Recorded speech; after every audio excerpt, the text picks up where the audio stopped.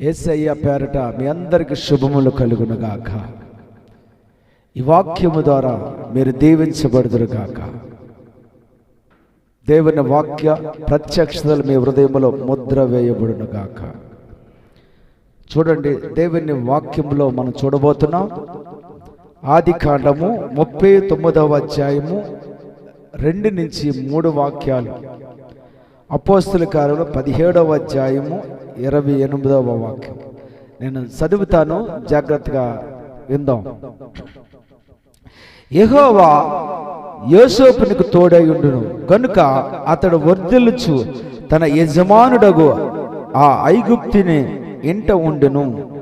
యెహోవా అతనికి తోడై ఉండిననియు అతడు చేసినదంతయు అతని చేతిలో యెహోవా సఫలము చేసినను అతని యజమానుడు చూచినప్పుడు మనము ఆయన యందు బ్రతుకుచున్నాం, సలించుచున్నాం, ఉనికి కలిగి ఉన్నాం. అటువలే మనం ఆయన సంతానమని మీ కవలేశ్వరులు కొందరు చెప్పుచున్నారు. హల్లెలూయా. ఇక్కడ దేవుని వాక్యము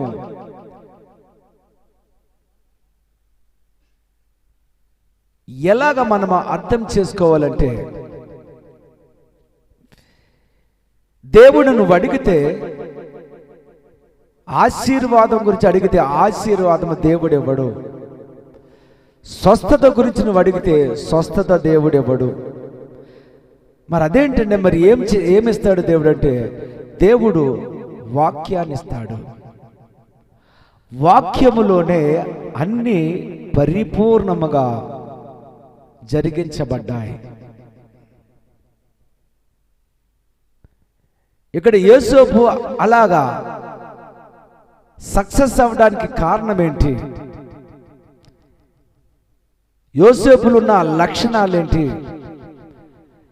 యోసేపు గురించి ఈరోజు మనం ఎందుకు చెప్పుకోగలుగుతున్నాం అని మనం ఆలోచన చేస్తే, ఆ యోసేపు లాగా నేనెందుకు ఉండకూడదు అని అక్కడ నీ పేరు పెట్టుకుని ఒక్కసారి ధ్యానించగలిగితే గనక వాక్యము మరొక స్థాయిలో మనకు అర్థమవుతుంది. దేవుని నామ స్తోత్రము కలుగును గాక. హల్లెలూయా. క్రీస్తునందు జీవితంలో క్రీస్తు నీలో ఉండుట క్రైస్తవ జీవితం ఎవరెస్ట్ వంటిది. ఎవరెస్ట్ శిఖరాన్ని మనం చూస్తే గనక ఈ ప్రపంచంలోనే అది ఉన్నతమైన ఎత్తగలిగిన శిఖరముది. అది ప్రపంచంలో ఒక వింత. దానికంటే వింత ఏంటంటే, భూమికి ఆకాశానికి పట్టజాలని ఆ దేవుడు నీలో నాలో నివాసం చేస్తున్నాడు. పాత నిబంధనలోనూ దేవుడికి తోడై ఉన్నాడు. మనకైతే దేవుణ్ణి మనం కలిగి ఉన్నాము. ఎంత వ్యత్యాసం అంటే, పాత నిబంధనలో ఎప్పుడైతే వాళ్ళకి అవసరతలు ఉన్నాయో అప్పుడు దేవుడు తోడుగా ఉండి నడిపించేవాడు. మనకైతే నిత్యము మనలో ఉండి నివాసము చేస్తున్నాడు. అది పాత నిబంధన భక్తులకి ఆ ధన్యత లేదు. మనకు మాత్రమే ఆ ధన్యత క్రీస్తునందు మనం కలిగి ఉన్నాం. హల్లెలూయా.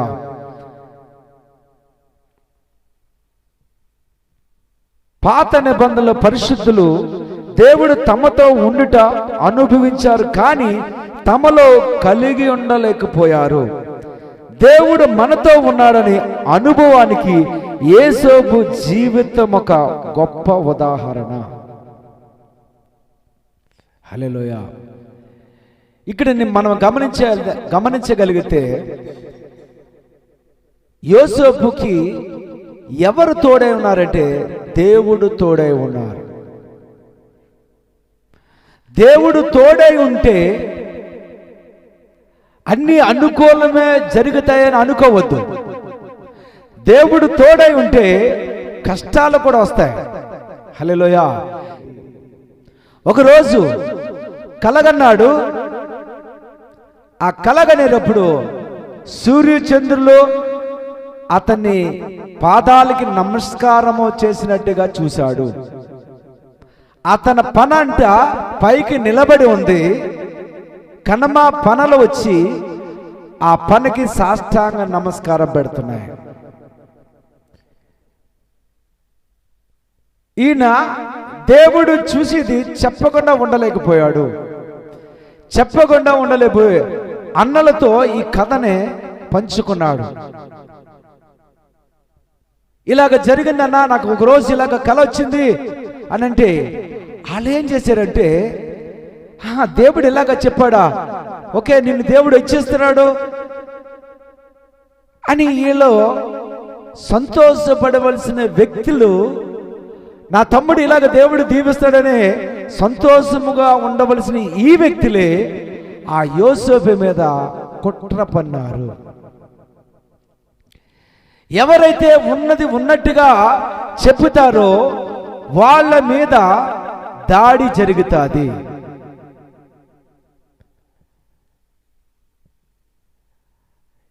వాళ్ళకి అసూయ వచ్చి ఏం చేయాలంటే, ఎవరది బయట వ్యక్తి కాదు, సొంత తమ్ముడైనా ఆ సొంత తమ్ముడిని అసూయ వచ్చి ఏం చేశారంటే గుంటలో పడగొట్టారు. హల్లెలూయా, ప్రైజ్ ది లార్డ్. గుంటలో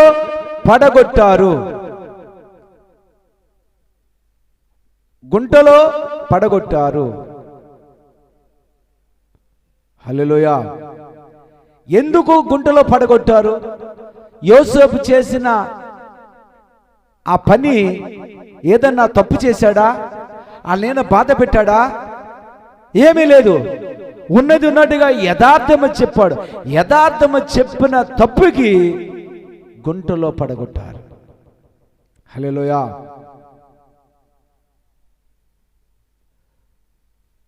ఆ గుంటలో పడగొట్టినప్పుడు కూడా దేవుని వైపే చూశాడు ఆయన.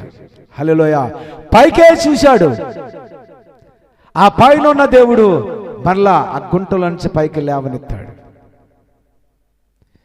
మనము పడిపోతాం, కానీ మన చూపు ఎప్పుడు కూడా దేవుని వైపే ఉండాలి. నువ్వు పడిపోతున్నావంటే దేవుణ్ణి చూస్తావు. హల్లెలూయా. దేవునికి మహిమ కలుగును గాక. మొట్టమొదటిగా యథార్థముగా మాట్లాడు. రెండవది అతను పరిశుద్ధత కాపాడుకున్నాడు. ఈ రెండు విషయాలు ప్రతి క్రైస్తవుడికి చాలా ప్రాముఖ్యమైంది. నీకు దేవుడు తోడు ఉన్నాడని ఎలాగ తెలుస్తుందంటే, నీ క్రియల బట్టి, నీ చేసే పనిని బట్టి మనం కనుగోగలుగుతాం. దేవుడు తోడుంటే దేవునితో నువ్వు సంభాషణ చేయకుండా నువ్వు ఉండలేవు. దేవుడు నీకు తోడే ఉంటే దేవునితో మాట్లాడకుండా ఉండలేవు. దేవుడు తోడే ఉంటే పరిశుద్ధతగా జీవించగలదు. దేవుడు తోడే ఉంటే యథార్థముగా నువ్వు ప్రవర్తిస్తావు.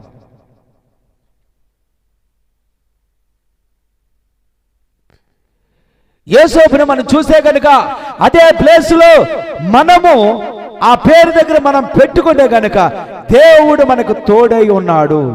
హల్లెలూయా. తోడే ఉండడమే కాదు, ఆయన మనలో ఉన్నాడు. మనలో ఉన్న వ్యక్తిని యోసేపుకు తోడుగా ఎలాగైతే ఉన్నావో నాకు కూడా తోడుగా రావాలి ప్రభు అని ప్రార్థన చేయాలి.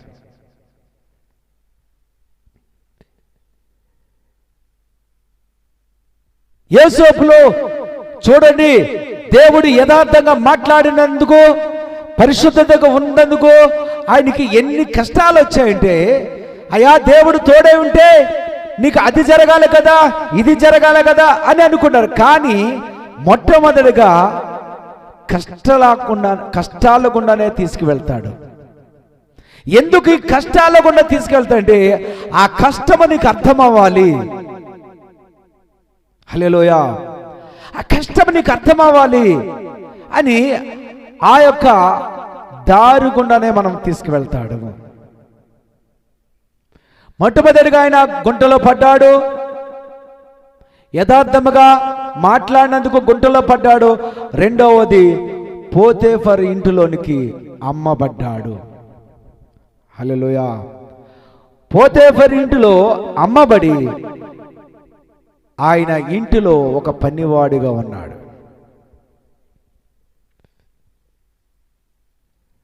పనివాడిగా ఉన్నప్పుడు పోతేఫర్ భార్య ఈ యవనస్తుడు యోసేపు మీద కన్ను వేసింది. యోసేపు కంట బలమైన వ్యక్తులు ఇంకా ఉన్నారు, కానీ యోసేపు మీద ఎందుకు కన్ను వేసిందంటే యోసేపు దేవునికి భయం కలిగి ఉన్నాడు, పరిశుద్ధమైన జీవితం జీవిస్తున్నాడు. యోసేపుకున్న లక్షణాలు ఏంటంటే పరిశుద్ధత కాపాడుకుంటున్నాడు. దేవుడు ఉన్నాడు, నాతో ఉన్నాడని గ్రహింపగలిగిన వ్యక్తి. ఈరోజు క్రైస్తవులు ఎందుకు దేవుడు అర్థమవట్లేదంటే దేవుడు నీలో ఉన్నాడు, నీతో ఉన్నాడని ఎప్పుడైతే నువ్వు గ్రహించగలుగుతావో నీ పిక్చర్ విధానం మారిపోతుంది, నీ మాట విధానం మారిపోతుంది. ప్రతి మాట, ఒక్కొక్క మాట ఎలాగ మాట్లాడదండి, ఈ మాట మాట్లాడితే దేవుణ్ణి బాధ పెడతానేమో, దేవుడికి ఇష్టమ కానీ సీరియల్ అయినా దేవునికి ఇష్టమ కానీ ఒక సినిమాలైనా దేవునికి ఇష్టమ కానీ ఏ మాటలైనా నువ్వు మాట్లాడటానికి సాహసం చేయలేవు. ఎందుకంటే నీ ప్రక్కనున్న ఆ నీలో ఉన్న నీతో ఉన్న ఆ యేసుని బాధపడుతున్న గ్రహింపు వస్తుంది.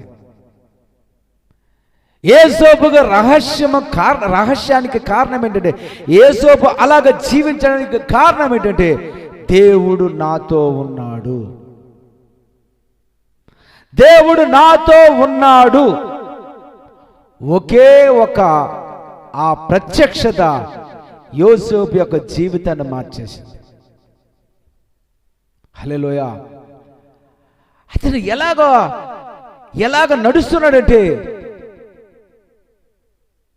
చెరసాల్లో ఉన్నప్పుడు దేవుడు నాకు తోడై ఉన్నాడు, గుంటలో పడినప్పుడు దేవుడు నాకు తోడై ఉన్నాడు. అలాగే పోతేఫరు భార్య దగ్గరికి ఏ తప్పు చేయకపోయినా అది విడిచిపెట్టుకుని వచ్చినప్పుడు, అయ్యా ఇలాగైతే నన్ను చెరసాలేసి చంపేస్తారని అనుకోలేదు, కానీ దేవుడు నాకు తోడై ఉన్నాడు, ఏ విషయములైనా రక్షించగలే రక్షకుడు నాకు తోడై ఉన్నాడని గ్రహించగలరు. ఆ గ్రహింపు ప్రతి క్రైస్తవుడిలో వస్తే ఈ లోకములోనే ఉంటా, కానీ లోకములో ఇచ్చే ఆశీర్వాదాల గురించి నువ్వు బ్రతకు. హల్లెలూయా. మోసం ఎలాగ జరుగుతుందంటే, మనిషికి మనిషి మోసం. కళ్ళుతో చూస్తున్నారు, ఇది నాది కాదు అని తెలుసు, నాది కానీ తెలిసిన కానీ దాన్ని దొంగిలిస్తున్నారు. భక్తి కానీ క్రియలు చూసేటప్పుడు కనబట్లే. కానీ యోసేపు అలాగ లేడు. యోసేపు ఎలాగున్నాడంటే, దేవుడు నాకు తోడే ఉన్నాడు, నేను ఏదైనా పాపం చేస్తే దేవుడు దుఃఖపెడతానని ఆ అవగాహన కలిగి ఉన్నాడు. పరిశుద్ధతగా ఉన్నాడు, యథార్థత కలిగి ఉన్నాడు. అలాగా కలిగి ఉన్నప్పుడు ఇతనికి కష్టాలు మొదలయ్యాయి. ఏంటి, ఏ తప్పు చేయలేదు, ఉన్నది ఉన్నట్టుగా మాట్లాడుతున్నాడు, ఎవరికి హాని చేయలేదు. ఎందుకు ఇలాగ జరుగుతుందంటే దేవుడి యొక్క ప్రణాళికలో ఉన్నాడు. హల్లెలూయా. దేవుని నామ స్తోత్రము కలుగును గాక. పోతేఫరు భార్య దగ్గరికి ఎవరు లేని సమయంలో యోసేపుని పిలిచి బలవంతముగా నా కోరిక తీర్చానంటే ఆ యోసేపు అన్నాడు, ఈ దేహము మరొక వ్యక్తికి ఇచ్చేశాను, నజరేయుడైన యేసుకి సమర్పించాను, ఈ దేహాన్ని మరొక వ్యక్తికి నేను ఇవ్వలేనని అక్కడి నుంచి పారిపోచేస్తున్నాడు. హల్లెలూయా. కానీ ఈ సిచ్యువేషన్లో మనమైతే డబ్బు ఉన్నది, అంతస్తు ఉన్నది, అన్నీ కూడా అనుభవించవచ్చని పాపములో పడిపోవచ్చు. కానీ పాపాన్ని దూరముగా తరిమేశాడు ఆయన. ఎందుకు తరమగలిగడే? ఆయన యోసేపుతో ఉంటున్నాడని గ్రహింపు శక్తి కలిగి ఉన్నాడు. ఏ తప్పు చేయలేదు, తప్పు చేయలేని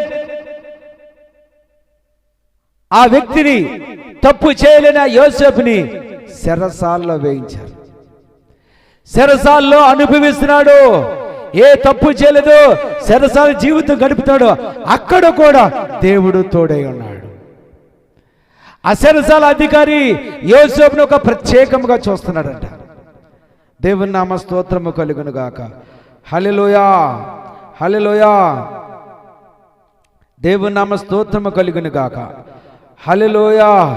అంటే ఎటువంటి పరిస్థితులైనా ఆయన వెనకడుగు వేయట్లేదు. ఆయనకు ఒక అలవాటు, దేవుని సన్నిధిని రోజు కూడా అనుభవించే ఆ అలవాటు ఏం చేశాడు? చెరసాల్లో ఉన్నా కూడా అదే పని చేస్తున్నాడు ఆయన. దేవునితో మాట్లాడటం, దేవుని సన్నిధి అనుభవించడం, దేవునితో ఆ మమేకం అవటం, ఇవన్నీ కూడా అలవాటు. అది ఒట్టినే పోవట్లేదు. అది చెరసాల్లో ఉన్నా అదే, గుంటలో ఉన్నా అదే, బయట ఉన్నా అదే. అలాగే దేవునితో కనెక్ట్ అయిపోయిన ఆ యోసేపు ఒకరోజు కష్టాల గుండా వెళ్తున్నాడు. చూడండి ఆయన మనసు చూడండి.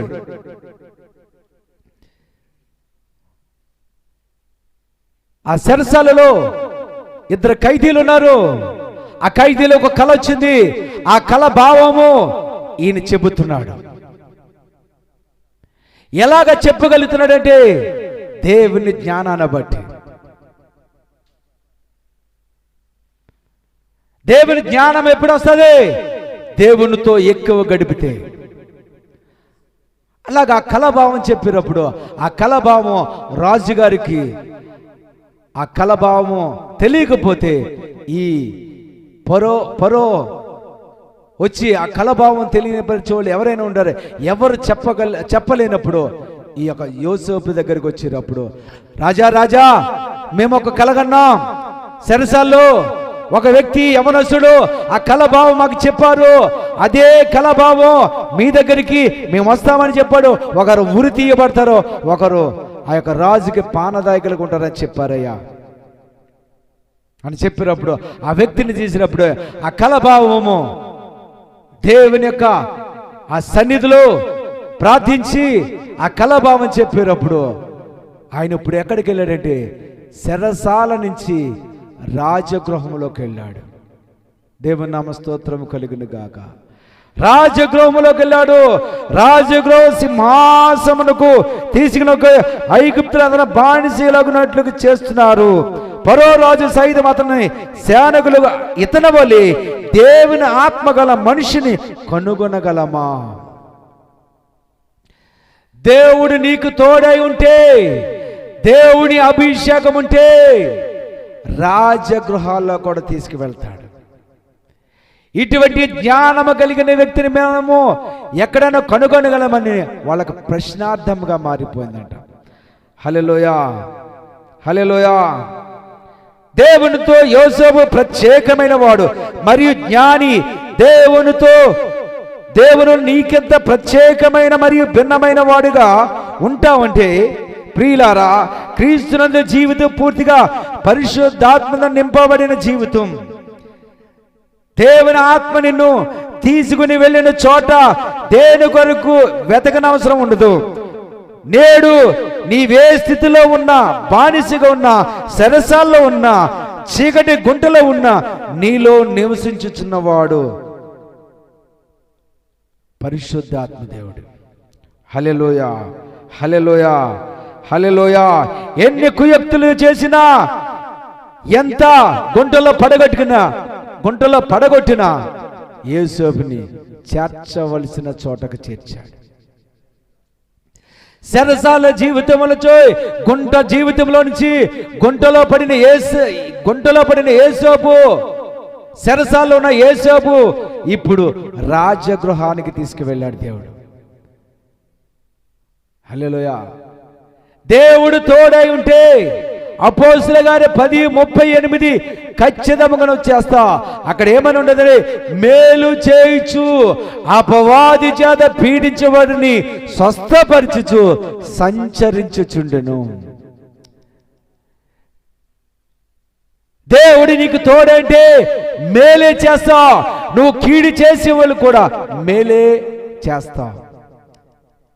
ఒకరోజు రానే వచ్చింది, ఐగుప్తు దేశమంతా కరువు వస్తుందని ముందుగానే తెలియపరిచినప్పుడు ధాన్యం అన్ని కూడా నిలవేయబడ్డది. కరువు వచ్చింది, అన్నదమ్ములు వచ్చినప్పుడు యోసేపు దగ్గరికి వచ్చినప్పుడు ఆయన ఏం చెప్పాడు, నన్ను గుంటలో పడగొట్టారు మీరు, మీ మీద నేను కక్ష తీర్చుకోవాలని అనుకోలేదు. హల్లెలూయా. మనమైతే దొరికితే కక్ష తీర్చుకుంటాం, కానీ యోసేపు అలాగ అనుకోలే. యోసేపు వాళ్ళు చూసి, అన్నలను చూసి దుఃఖపడుతున్నాడు, ఏడుస్తున్నాడు. అన్నలారా, మీరు గుంటలో పడగొట్టడం అది దేవుని చిత్తం. ఈరోజు నేను ఇక్కడ ఉన్నాను కనుక మిమ్మల్ని బతికించుకోవడానికి దేవుని యొక్క ప్రణాళికను నేను ఇక్కడ ఉన్నాను అంటున్నాడు. హల్లెలూయా. దేవుని నామ స్తోత్రము కలుగును గాక. అటువంటి మనసు ఎప్పుడు వస్తుందంటే నీవు దేవుని సన్నిధిలో ఎక్కువ టైం గడిపితే. హల్లెలూయా. నేనే ఒక ఫోన్ మాట్లాడుతుండే ఒక పాస్టర్ గారు చెప్తున్నారు, అయ్యా మీరు ప్రార్థన చేస్తుంటే దేవుని అభిషేకం అనుభవిస్తున్నానని ఆవిడ ఫోన్లో చెప్తుంది. ఇది ఎలాగా సాధ్యం? ఇది నేను మాట్లాడితే దేవుని అభిషేకం అనుభవించడం ఏంటి? దేవుని సన్నిధితో నింపబడి ఉంటాను నేను.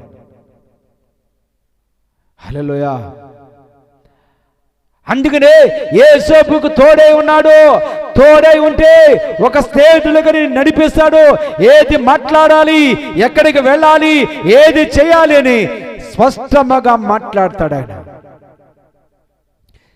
ఇప్పుడు మనలో ఉన్న దేవుడు నీకు తోడే ఉన్నాడని ఎప్పుడైతే నీకు అర్థమవుతుందో ఆయనకి ఇష్టమ కాని పనులు ఏది నువ్వు చేయలేవు. ఆయన ఇష్టమ కాని మాటలు ఏది మాట్లాడలేవు. ఆయన ఇష్టమ కాని ఏ కార్యము కూడా నువ్వు చెయ్యలేవు. హల్లెలూయా. ఇక్కడ ఈరోజు మనం తెలుసుకునేది ఏంటంటే యోసేపుకు తోడై ఉన్న అదే దేవుడు నీకు తోడే ఉండడమే కాదు, నీలో నివాసం చేస్తున్నాడు.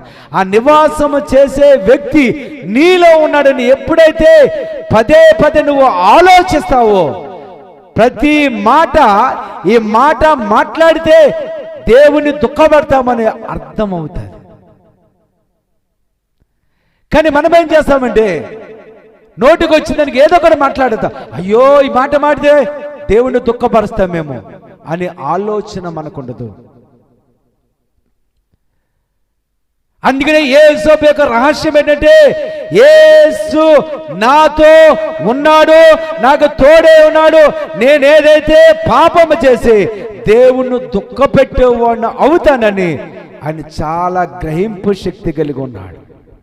అది ఎలాగా సాధ్యమంటే దేవుని సన్నిధిలో అలవాటు చేసుకున్నాడు. రోజుకి నీవు ఎన్ని గంటలు దేవునితో సమయం గడుపుతావు దాన్ని బట్టే నీ జీవితం ప్రకాశిస్తుంది. వారానికి 7-8 రోజులు, ఒక రోజు ఆదివారం వెళ్ళి ఏదో ఒక వాక్యం ఇని వచ్చేస్తే నువ్వు ఎలాగ ప్రకాశించగలవు ఒక్కసారి ఆలోచించు. యోసేపులాగా అవ్వాలంటే అందరికీ ఇష్టమే. యేసోపులాగా దీవించబడాలని అందరికీ కోరికే. కానీ యేసోపు కష్టం వెనక ఏమున్నదో అది గ్రహించాలి.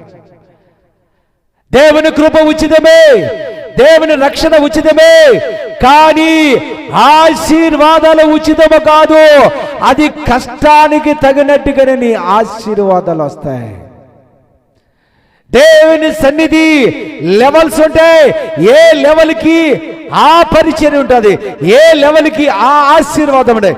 ఈ యోసేపు లెవెల్ ఇప్పుడు ఎలాగంటే, మొట్టమొదటిగా గుంటలో ఉన్న ఆ లెవెల్ నుంచి రాజగృహము లెవెల్లోకి వెళ్ళాడు. ఆయన ఎన్ని సంవత్సరాలు కష్టపడ్డాడంటే, ఇంచుమించు 13 సంవత్సరాలు కష్టపడి ఉన్నాడంటే. కానీ ఒక రోజు రానే వచ్చింది. దేవుని యందు నీ ప్రయాసమే వ్యర్థమవుదు. దేవుని నమ్ముకున్నావా, దేవుని యథార్థముగా జీవిస్తున్నావా? అయ్యా అనుకోవచ్చు, అయ్యా దేవుని కోసం యథార్థంగా జీవిస్తున్నా, దేవుని కోసం పరిశుద్ధంగా జీవిస్తున్నా, అయ్యా మాకంటే పరిశుద్ధత లేదు, వాళ్ళ యథార్థత లేదు, వాళ్ళ యొక్క సంఘాలు పైకి లేపబడుతున్నాయి, అయ్యా వాళ్ళు దీవించబడుతున్నారు, దేవుని నమ్ముకోలేదు. కానీ ఆశీర్వదించ నువ్వు అనుకోవచ్చు. కానీ నా దేవుడు ప్రతిదానికి లెక్క. ఆయన లెక్కల మాస్టర్, ఆయన ఇంజనీర్. ఆయన ఏ బిల్డింగ్ ని ఎలాగా కట్టాలో ఆయనకు బాగా తెలుసు. ఆయన ఎలాగా గ్రాఫ్ గీయాలో ఆయనకు బాగా తెలుసు. ఏ లెక్కకి ఏ విలువ ఇవ్వాలో ఆయనకు బాగా తెలుసు. హల్లెలూయా. మొన్నటి వరకు నేను ఇలాగే అనుకున్నాను, ప్రభా ఇంత యథార్థముగా నీ సేవ చేస్తున్నాను, ఏంటి నాకు ప్రతిఫలం అంటే, నాయనా నీకు మంచి రోజులు ఉన్నాయి, ఇది ఇక పరీక్ష. నిన్ను నా చేతుల్లో చెక్కుకుంటున్నాను, నిన్ను మలుస్తున్నాను. ఒక బంగారము అది తయారైనప్పుడు సుత్తి దెబ్బలు తగిలితాయి, అది కొట్టబడుతుంది. కానీ ఒక రోజు వచ్చినప్పుడు, అది తయారైనప్పుడు అది ఎక్కడికి వెళ్తుంది? ఏసీ హాల్లోకి వెళ్తాది. ఆ ఏసీ హాల్లో నుంచి ఒక ఉన్నతమైన వ్యక్తి మెడలోకి వెళ్తాది. ఆ మెడలోకి వెళ్ళినప్పుడు అందరూ కూడా కళ్ళు ఆ మెడలున్న హారం వైపే కన్ను దృష్టి వస్తుంది. హల్లెలూయా. అంటే ఈ స్థితికి వెళ్తున్నామంటే దేవుడేదో దాచిపెట్టి ఉన్నాడు అని నేను గ్రహించగలిగాను. హల్లెలూయా. మా ఆశ ఏంటంటే, నాకంట సేవకులు అవ్వచ్చు, లేకపోతే విశ్వాసులు అవ్వచ్చు, వాళ్ళ దీవించబడడం చూసి సంతోషించే మనసు కలిగిన వ్యక్తిని. హల్లెలూయా. అది ఎలాగ వస్తుందంటే, దేవుని సన్నిధిలో టైం గడిపితేనే వస్తుంది. అది ఎలాగ రుజువుపరచగలదంటే, యేసు ఏమన్నాడంటే, మీరు నాకంటే గొప్ప కార్యాలు చేస్తారా, మీరు నాకంటే దీవించబడే వ్యక్తులుగా ఉంటారని ఆయన చెప్పాడు. హల్లెలూయా. ఎలాగ జరుగుతుందంటే, దేవుడు తోడై ఉన్నారు. హల్లెలూయా.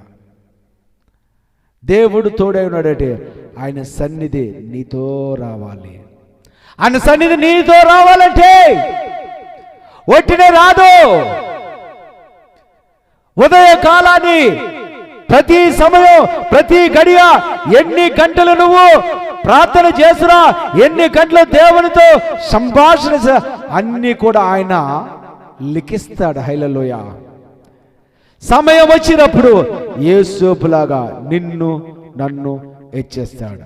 అటువంటి కృప మనందరికీ దయచేయునుగాక యేసు నామములో. ఆమేన్. తండ్రి యొక్క ప్రేమ, మన కుమారుడు యేసుక్రీస్తు కృప, పరిశుద్ధాత్మ యొక్క సహవాసం మనందరికీ తోడై ఉండి, యోసేపుకుండిన అదే దేవుడు, అదే తోడు మనకి ఉండునుగాక. ఆమేన్, ఆమేన్, ఆమేన్.